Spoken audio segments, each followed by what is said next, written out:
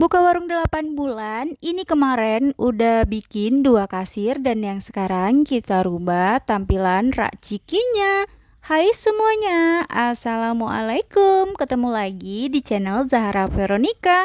Apa kabarnya bunda-bunda hari ini? Semoga sehat selalu, dimurahkan rezekinya dimanapun berada. Semangat pejuang rupiah. Jadi di bulan 2 ini genap warung aku buka 8 bulan. Jadi kalau buat kalian yang baru nonton jangan kaget ya, karena tiap bulannya aku mengadakan perubahan. Jadi kalau yang gak ngikutin aku dari awal itu bakalan kaget karena gak tahu apa-apa aja yang udah aku rubah selama 8 bulan ini. Jadi setiap warung itu gak langsung besar ya bunda-bunda, pasti ada tahapnya. Meskipun mereka udah besar atau sekalipun pasti mereka bakalan upgrade lagi yang lebih baik atau bertambah banyak barangnya atau produknya atau yang lain sebagainya. Nah jadi pas awal aku nggak pernah posting perubahan warung aku, jadi yang lain pada kaget kok 3 bulan udah bisa nambah rak, sementara orang nggak tahu gitu perkembangan warung aku. Jadi untuk sekarang aku sering-sering update perkembangan warung aku agar orang-orang nggak kaget gimana sih langsung besar seperti itu. Enggak langsung besar ya bunda-bunda. Jadi kemarin tuh awal buka ini tuh hanya separuh, pas batas rak gondolanya aja. Untuk bagian belakang sepenuhnya itu kita nambah modal lagi. Aku pinjamnya dana dari suami dan bikin rak dari kayu agar dananya lebih murah ya bunda-bunda. Untuk barangnya itu sebenarnya barang yang udah ada, kita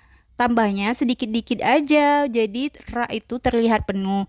Nah itu di 1 bulan bunda, dan yang ketiga bulan baru kita nambah-nambah barang dari keuntungan. Jadi selain nambah rak di belakang, aku juga nambah modal untuk beli barang ya bunda-bunda. Jadi uangnya aku tuh pinjam sampai sekarang belum aku ganti ya bunda-bunda, tapi itu cash, uang dari suami aku. Dan kenapa warung aku bisa berkembang? Karena aku belum ngambil uang dari pendapatan warung untuk kebutuhan sehari-hari aku, karena aku masih menggunakan gaji suami aku ya bunda-bunda, jadi begitu. Dan jika aku ambil barang di warung, aku itu harus bayar sendiri bunda, termasuk anak, suami, bahkan orang tua sendiri harus bayar supaya modal kita yang ada di warung itu tidak berkurang ya bunda-bunda. Nah banyak juga yang nanya, aku udah tahunan loh bun, bahkan ada yang bilang 10 tahun buka warung tapi kok barangnya makin lama makin habis. Nah inilah jawabannya bunda-bunda. Jawabannya adalah yang pertama itu karena bunda-bunda untuk kebutuhan sehari-hari ngambilnya dari warung.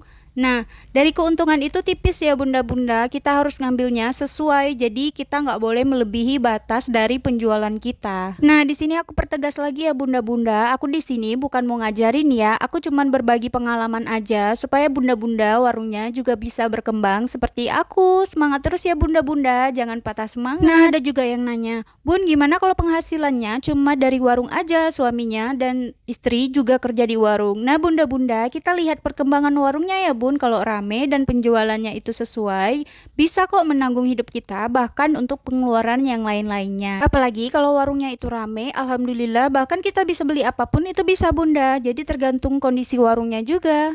Jadi mulai diatur ya bun keuangannya, kalau bisa bikin laporan keuangan. Udah ada ya video sebelumnya biar bunda-bunda bisa sama kayak aku. Ada lagi pertanyaan yang gak ada habisnya dan jadi perdebatan. Nah tentang aku cabut freezer es krim setiap malamnya. Nah bunda-bunda di awal buka itu di 2 bulan pertama aku itu takut banget kalau freezer es krimnya suatu saat mati. Nah mati sebentar takutnya meleleh.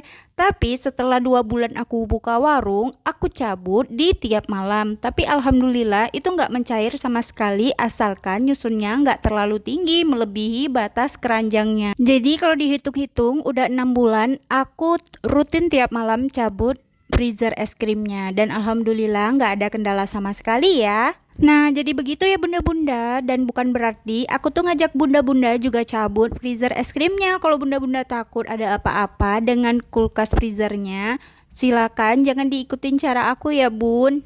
Nah bunda-bunda kalau takut cabutnya, ada juga yang showcase yang punya tombol untuk ngatur suhunya, jadi tinggal dikecilin aja, tinggal matiin lampunya, itu bakalan ngurangi biaya listrik juga ya bun. Nah banyak juga yang bertanya berapa sih bayar listriknya. Nah karena lampu aku itu gede-gede ya bun dan banyak juga, jadi 1 bulan itu aku bayarnya hampir 2 juta, itu termasuk untuk rumah tangga juga ya. Jadi nggak nyampe 2 juta ya sebenarnya bunda-bunda, itu patokan paling tingginya aja. Setiap bulannya aku harus hitung berapa pengeluaran yang bener-bener ada di warung aku. Jadi pas awal sebelum aku cabut semuanya itu di angka hampir 2 juta. Nah setelah aku cabut itu berkurang bun, jadi 10 hari itu aku isinya 500, kadang nggak nyampe 10 hari.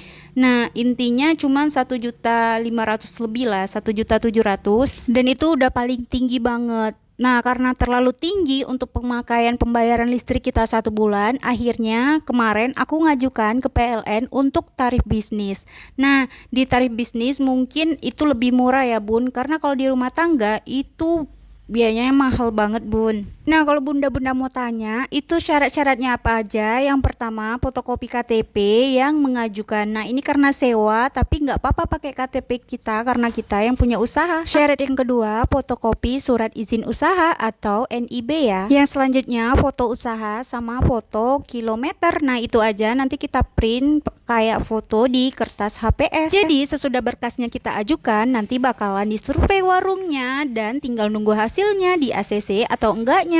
Nah udah dulu ya bunda-bunda cerita hari ini. Assalamualaikum.